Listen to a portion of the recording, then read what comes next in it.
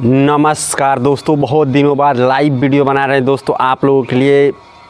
एक काको बलमा का सॉन्ग आया है दोस्तों, उस सॉन्ग को आप लोगों को बताने वाले हैं और दोस्तों उसके बारे में बताने वाले हैं।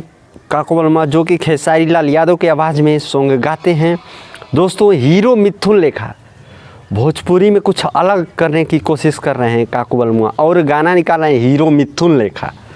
तो आप लोग समझ सकते हैं दोस्तों, काको बलमा का एक बहुत ही बेहतरीन सॉन्ग आया है हीरो मिथुन लेखा, जो खेसारी लाल यादव कुछ अलग नहीं गाने की कोशिश करते हैं, उसी लेखा गाने की कोशिश किए हैं काको बलमा। और उनका सॉन्ग आप लोग जाके यूट्यूब पे देख सकते हैं दोस्तों। और उस यूट्यूब चैनल पे जाके यूट्यूब पे सर्च मारिए कि हीरो मिथुन लेखा, तो काको बलमा का सॉन्ग आएगा दोस्तों। और देखिए यहाँ डिस्प्ले पे भी दिख रहा है यहाँ, तो वही सॉन्ग आप लोगों को देखने को मिल जाएगा।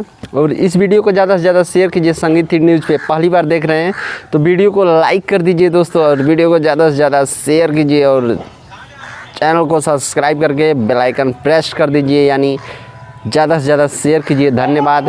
हमारे चैनल से जुड़िए आप लोग, ज़्यादा से ज़्यादा वीडियो शेयर कीजिए।